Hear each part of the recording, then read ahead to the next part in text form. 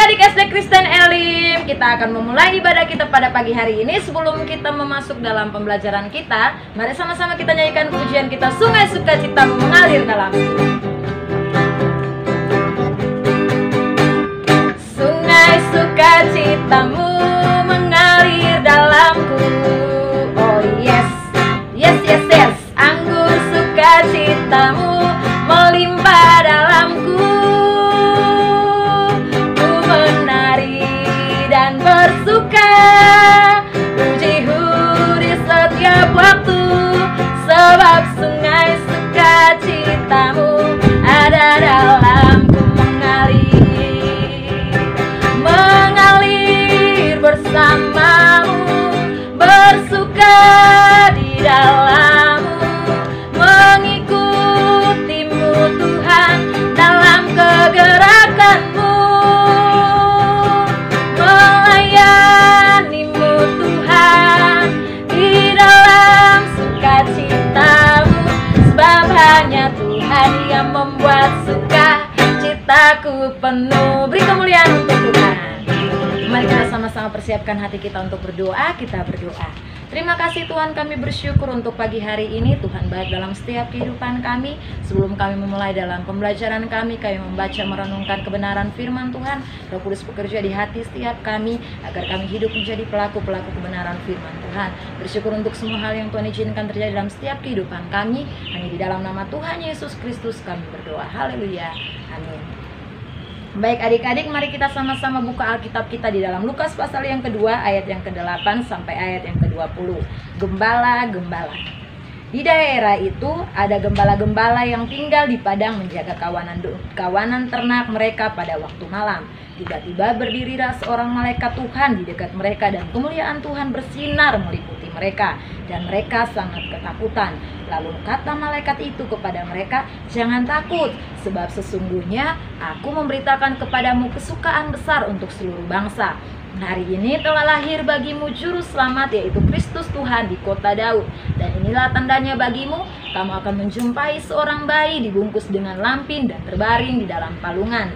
Dan tiba-tiba tampaklah bersama-sama dengan malaikat itu sejumlah besar bala tentara surga dan yang memuji Allah, katanya, 'Kemuliaan bagi Allah di tempat yang maha tinggi, dan damai sejahtera di bumi di antara manusia yang berkenan kepadanya.' Setelah malaikat-malaikat itu meninggalkan mereka dan kembali ke surga, gembala-gembala itu berkata seorang kepada yang lain, 'Marilah kita pergi ke Betlehem untuk melihat apa yang terjadi di sana, seperti yang diberitahukan Tuhan kepada kita.' Lalu mereka cepat-cepat berangkat dan menjumpai Maria dan Yusuf dan bayi itu yang sedang terbaring di dalam palungan. Dan ketika mereka melihatnya, mereka memberitahukan apa yang telah dikatakan kepada mereka tentang anak itu. Dan semua orang yang mendengarnya heran tentang apa yang dikatakan gembala-gembala itu kepada mereka. Tetapi Maria menyimpan segala perkara itu di dalam hatinya dan merenungkannya. Maka kembalilah gembala-gembala itu sambil memuji dan memuliakan Allah, karena segala sesuatu yang mereka dengar dan mereka lihat, semuanya sesuai dengan apa yang telah dikatakan kepada mereka. Amin.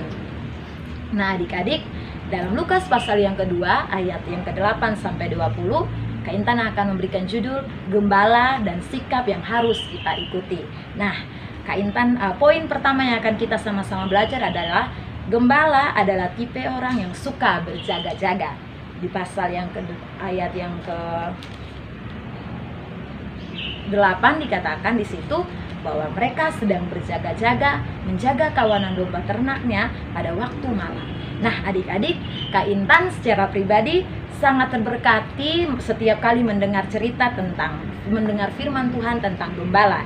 Gembala selalu menjaga kawanan domba dengan baik. Bahkan setiap malam hari pun mereka tetap siap siaga menjaga keamanan kawanan domba. Nah, berjaga-jaga adalah sikap yang paling penting untuk anak-anak Tuhan. Saat Petrus jatuh ke dalam dosa, saat Petrus menyangkal Yesus 3 kali, saat Yesus bersama-sama dengan Petrus sedang berdoa di Taman Getsemani, Yesus mengatakan kepada Petrus, "Petrus, bangunlah, berjaga-jagalah. Roh memang penurut, tetapi daging lemah. Tidak sanggupkah engkau berjaga-jaga denganku 1 jam saja?" Nah, saat itu Yesus mengatakan kepada Petrus untuk berjaga-jaga. Nah, adik-adik, sikap yang gembala-gembala miliki harus kita miliki dalam kehidupan kita. Karena orang-orang yang suka berjaga-jaga tidak akan jatuh ke dalam pencobaan. Saat kamu hidup dalam berjaga-jaga, kamu terus berdoa, suka membaca firman Tuhan, suka merenungkan kebenaran firman Tuhan, Kak Intan percaya kamu gak akan jatuh ke dalam pencobaan-pencobaan atau dosa apapun.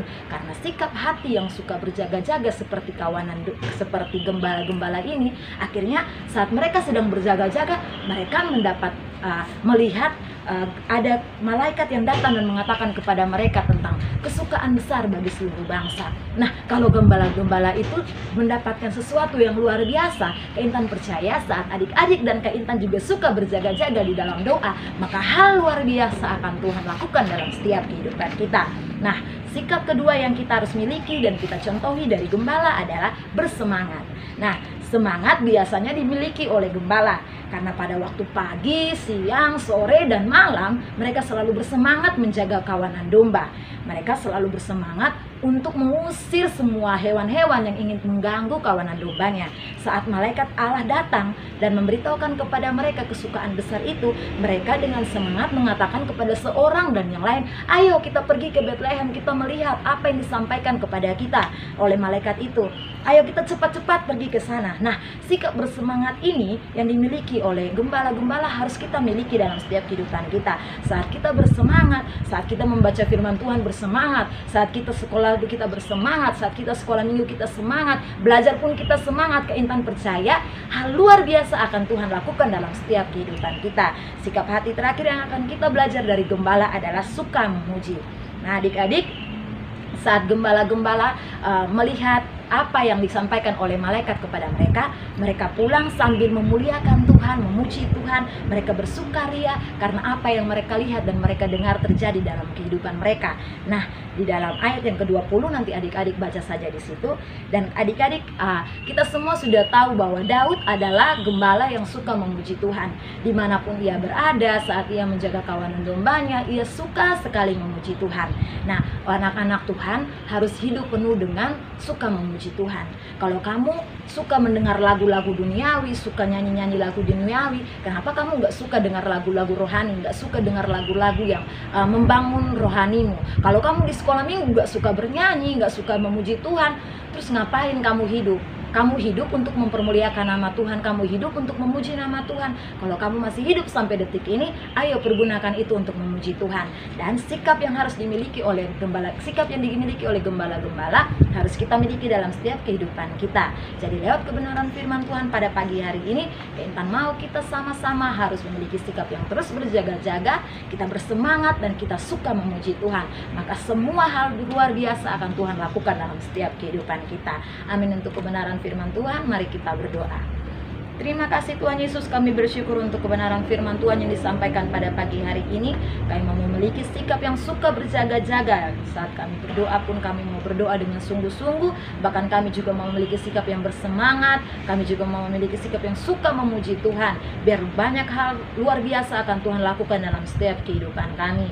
Kami mau belajar pun sebentar, Tuhan berikan kami hikmat, kepintaran, kecerdasan, agar kami mengerti, memahami, dan pembelajaran yang ada menjadi bekal untuk masa depan kami.